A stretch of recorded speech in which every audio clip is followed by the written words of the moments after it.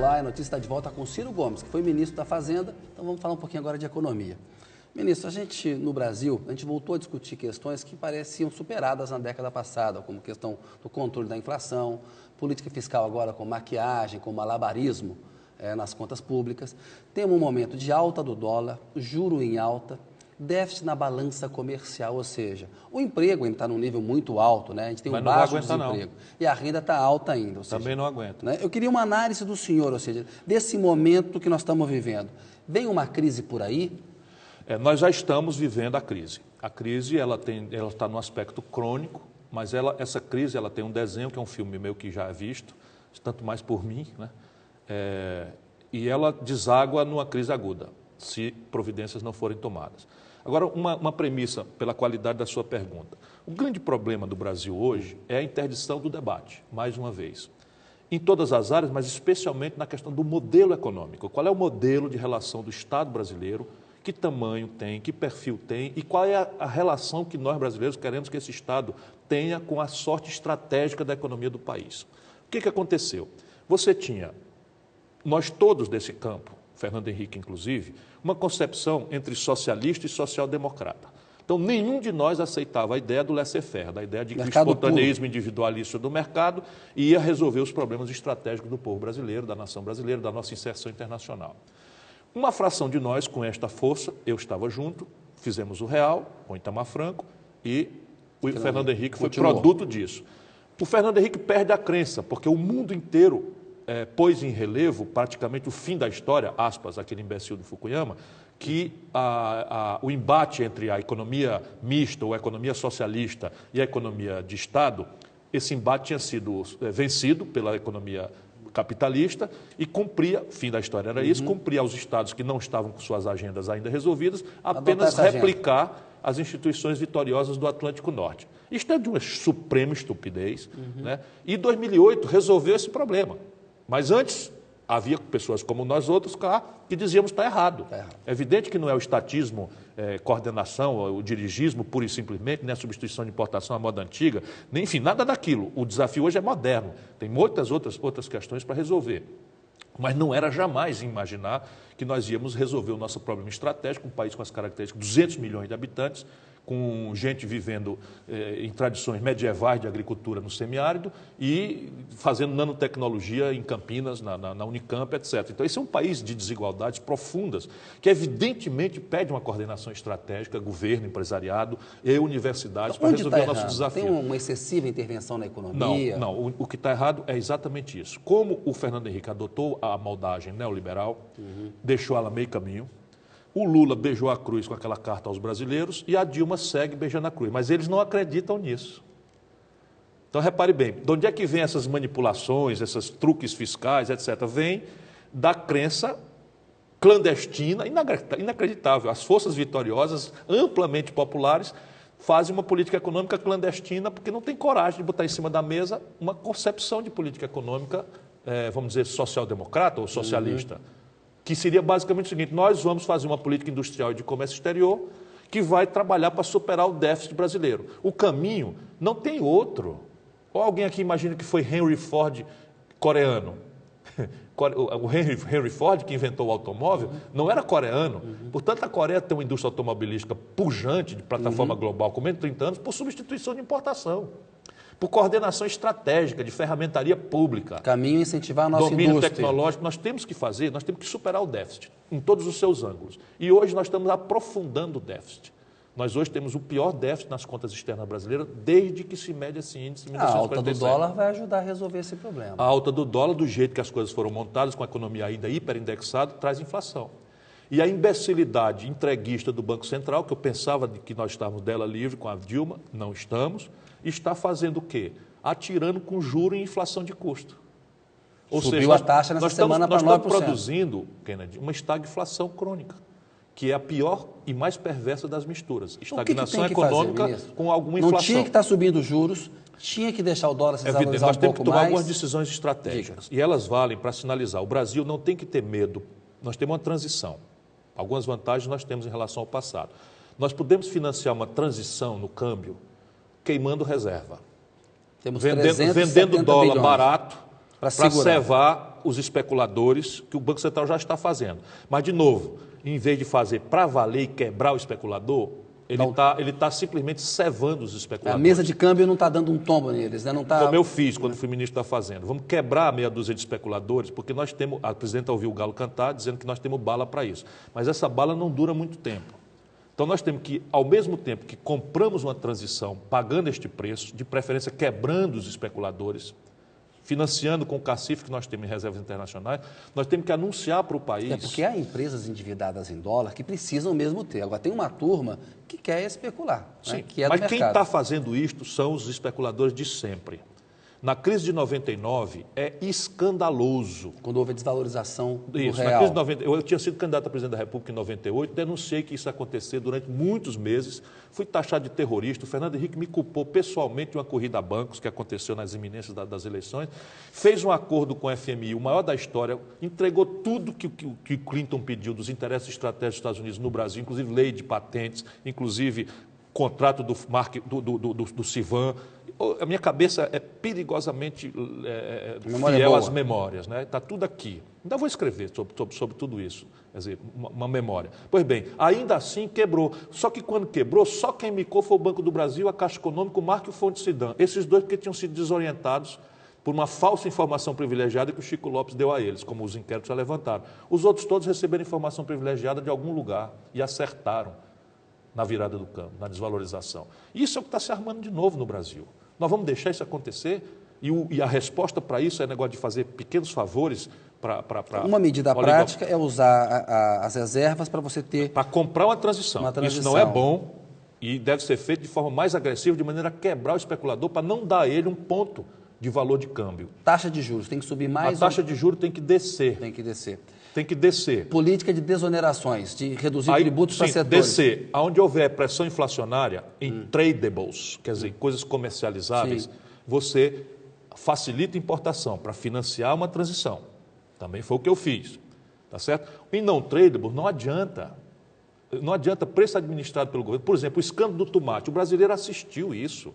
A revista Veja, que vive a serviço dessa plutocracia, né, dessa esculhambação brasileira, a revista Veja fez uma capa denunciando a inflação, citando o tomate. Ela não anuncia para os seus leitores que o tomate daquela data para cá caiu 40% o preço. Por quê? Porque preço sazonal, efeito de taxa de juros é nulo. Quando tem a safra do tomate, o preço do tomate cai. Quando tem a entre-safra do tomate, o preço do tomate sobe. Isso não é inflação. Os remédios subiram porque o governo baixou uma portaria. Por quê? Porque o IGPM é um índice que nós criamos lá atrás para ser sensível a câmbio. Como houve uma desvalorização cambial e a química fina brasileira é tudo importado, 86%, você tem que transferir para os preços dos remédios. O trigo sobe porque é coisa... A Petrobras está pedindo aumento de gasolina porque o dólar...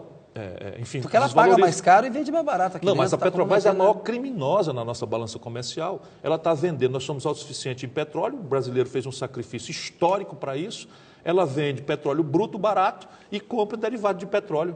A conta de 15 bilhões de dólares, o buraco que a Petrobras está produzindo na balança comercial brasileira. Está comprometendo o futuro da empresa. E o seu Guido Mantega dá um valor de uma refinaria de petróleo, que é isso que eu estou dizendo, vamos pagar a transição, vigiar a inflação por esses caminhos transitórios, vigiar a questão do câmbio por uma aposta hostil aos especuladores e vamos anunciar uma política industrial de comércio exterior que, com começo, meio e fim, sinaliza para o mercado que nós vamos nos livrar desses déficits. Essa é a questão. Tem que trocar o Guido Mantega, você acha? Não é um problema de Chico por Manel, mas o Guido é peça desgastada. Pois ele é um mensageiro com baixa credibilidade. É um bom companheiro, mas ele não lidera não é crível o que ele possa agora formular, porque ele beijou a cruz. Ele é o responsável por essas saídas pífias. Nós vamos aí, ministro, agora no segundo semestre, é um grande pacote de concessões. Os ministros Fernando Pimentel, Gleice Hoffmann foram... O Fernando Pimentel também quero destacar como um belo quadro. Um bom ministro, na sua opinião. Um bom ministro. Agora, ele não tem prevalência, porque o Brasil não tem política industrial de comércio exterior. Mas ele esteve na China agora com a ministra Gleice Hoffmann, segundo um relato... A Gleice Hoffmann é uma boa pessoa, mas o que a Gleice Hoffmann conhece, pelo amor de Deus, do Brasil? Pelo amor de Deus, qual é a experiência anterior? Governadora do Paraná, senadora. Ela vai ser, né? Ela foi secretária de Londrina, a última experiência anterior a ser ministra, chefe da Casa Civil da maior república abaixo do Equador. Mas já foi candidata a governadora, né? Ok, tudo bem, então é assim que fica. Mas eu queria falar com o senhor desse pacote Veja bem, de estou falando de pessoas concessões. que eu quero bem e respeito. Não, sim, e aí eu queria entrar essas concessões à iniciativa privada. Nós vamos O levar padrão bens de gestão públicos. do governo Dilma vai fazer o seguinte, a oposição vai chegar na véspera da reeleição e vai dizer, presidente, a senhora entregou o quê? O Juscelino Kubitschek foi presidente 5 anos, 5 aninhos. Fez o Oroz no Ceará 2 vezes, fez a Bela em Brasília, fez Brasília, fez a indústria automobilística. Em 5 anos, a senhora em 4 entregou o quê? O que o senhor acha que a Dilma vai entregar? Qual é a resposta dela? Eu que sou aliado, eu não sei.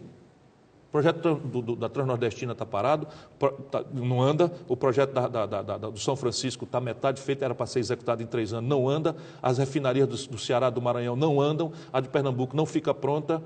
Para ficar na agenda. A Ferronorte não faz, porque não tem gestão, meu patrão, não tem recurso, não tem lógica alocacional. Isso não é falta de dinheiro, porque você tem 35 bilhões para dar para a indústria automobilística ou para fazer uma refinaria. É falta de gestão. Evidentemente é falta de gestão. E veja, a grande virtude da Dilma é que ela é uma excelente gestora, mas não dá para ser gestora e presidente ao mesmo tempo. Como ela sabe. Só acho que ela está confundindo os papéis. Não, ela vai tinha que ter melhores gestores. Ela vai bater no Suriname agora. Quem é que vai tomar conta dos imbróglios da gestão? Que no Brasil é tudo montado hoje em dia para não funcionar. Agora, ministro, eu queria a sua opinião sobre esse pacote de concessões. A gente vai ter aqui agora, no segundo semestre, vai a leilão bens públicos, ferrovias, rodovias, estradas, portos. Ótimo. Parece que a China tem interesse em Qual é o ferrovia. grande problema do Brasil? De novo, réplica da modelagem neoliberal macunaímica do senhor Fernando Henrique Cardoso. Mas haverá interesse no momento como esse? É o momento de fazer esse pacote de concessões? Parte. Sim. O Brasil precisa desesperadamente apostar na elevação do nível de investimento. Por quê? Porque esse ciclo Lula/Dilma, ele encerrou-se em cima de uma ideia de que nós íamos crescer baseado na expansão do consumo.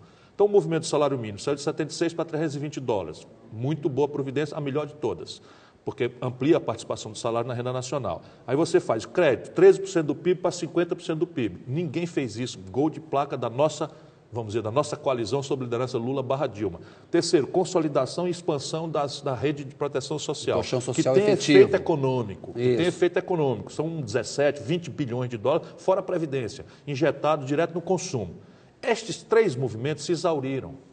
Agora nós temos que aprender a crescer como o mundo inteiro sabe que se deve crescer, expandindo o investimento doméstico, a formação bruta de capital do país. E ao contrário do que supõe a filosofia neoliberal, o nível de investimento de um país não é obra fatalista do acaso, é consequência de arranjos institucionais que a política, a danada da política, faz ou deixa de fazer, faz direito ou faz mal feito. E nós nem sequer estamos discutindo isso. Vamos fazer como? Vamos replicar a lógica de concessão.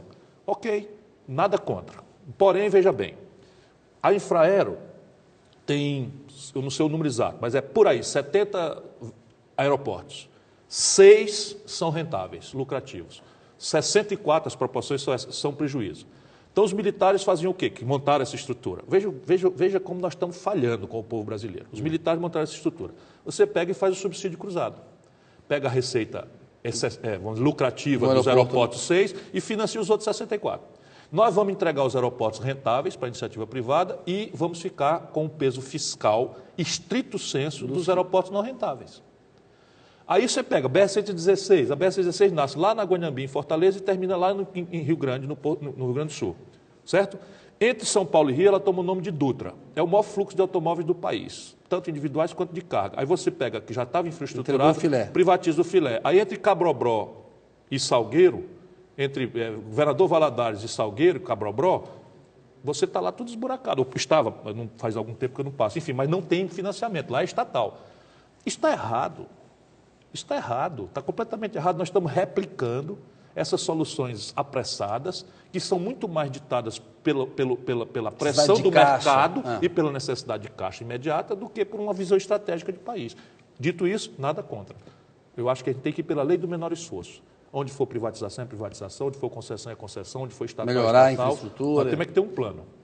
Está faltando esse plano na sua opinião? E sequer está faltando a discussão. Ministro, pela situação, que não é o papel, e pela oposição. Pela oposição. Ministro, eu queria aproveitar e falar um pouquinho de futebol com o senhor. Você foi comentarista na Copa das Confederações. E apostei na frente de todo mundo que o Filipão ia acertar a mão. Está gostando do Filipão? Tá. Mas ele é gênio. Ele vai ganhar a Copa do Mundo ano que vem? A chance é enorme. O Brasil passou de improvável a favorito.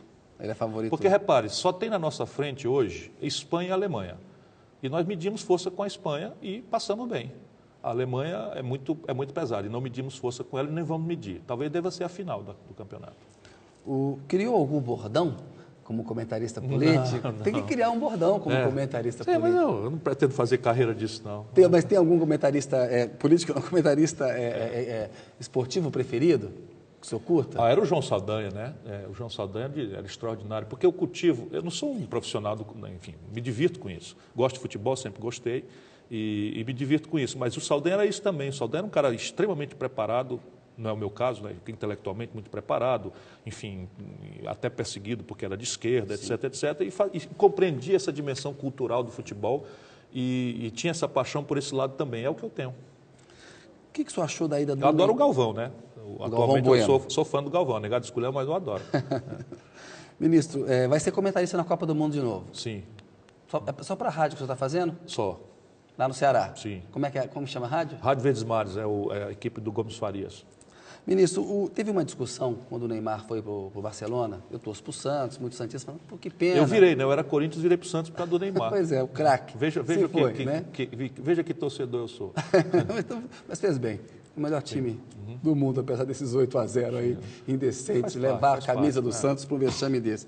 Mas eu pergunto para o senhor, foi correta a estratégia do Neymar de ir para o Barcelona ou a gente devia no futebol brasileiro? Eu acho brilhante. O pai do Neymar é um desses caras que eu respeito muito e ele é um menino que a gente chama no Ceará bom ouvido, ele não é mal ouvido. Porque é muito difícil para um garoto chegar ao auge do sucesso, do estrelato, das meninas todas, enfim, gritando o nome dele, e ele manter o pé no chão e a cabeça fria. E boa parte disso eu já vi muitas vezes o pai dele fazendo.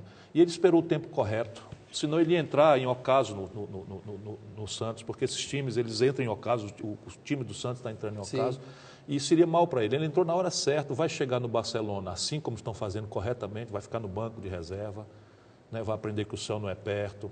Já pediram ele para não enfeitar o cabelo tanto, então ele vai crescer como gente, vai crescer. E na seleção ele já explodiu, que é o que faltava. E nessa Copa das Confederações o Filipão conseguiu, que a grande virtude do Filipão é coesionar a equipe e extrair o máximo da meninada. Essa ideia do governo de dar uma anistia para os clubes de futebol, com os impostos atrasados, o que você acha disso? É lamentável, mas isso é o seguinte, é melhor fazer em troca de uma austeridade futura do que imaginar que eles vão algum dia pagar. Não vão pagar jamais. É uma dívida que cresceu muito, né? É. Ministro, chegamos aqui ao final do programa, tem aqui o Pinga Fogo. Eu queria perguntar para o senhor, um medo? O medo de sentir falta da política, né? Eu estou num processo de saída devagar, voluntária, graças a Deus os cearenses e os brasileiros sempre me deram o máximo de carinho, de respeito e tal, mas eu quero sair. Não vai ser candidato a nada ano que vem, não? Não quero mais ser candidato a nada. Né? Eu tenho muito medo de me frustrar no futuro. Hoje não, hoje eu estou achando que é isso que eu tenho que fazer. Só presidente mesmo. Se o cavalo passar arriado. E assim mesmo, com muita exigência de qualidade na proposta. Uma saudade? Eita, pensei, mas não posso dizer. Pronto. Está nas entrelinhas, vamos lá. Um escritor? Gabriel Garcia Marques. Um sacrifício? Meu? Não é justo que eu diga que eu algum dia cometi qualquer sacrifício. Um prazer? Minha netinha, Maria Clara, coisa mais linda do planeta. Aprendeu a falar vovô. Esse é o prazer supremo que alguém pode ter. Legal. Um lugar preferido? Sobral. Uma frustração? Não ter sido presidente do Brasil. Acho que eu podia ter feito um grande bem a esse país. Ministro, agradeço mais uma vez aí a sua entrevista. Muito obrigado por ter vindo aí. Obrigado. Boa sorte para o senhor. Até uma próxima. Obrigado. A notícia volta na semana que vem, logo após o Dr. Hollywood. Você pode acompanhar todas as entrevistas no nosso site. O endereço está embaixo na telinha para você. E saber das notícias do programa pelo meu Twitter. Eu agradeço a sua audiência, tenha uma excelente semana e muito boa noite.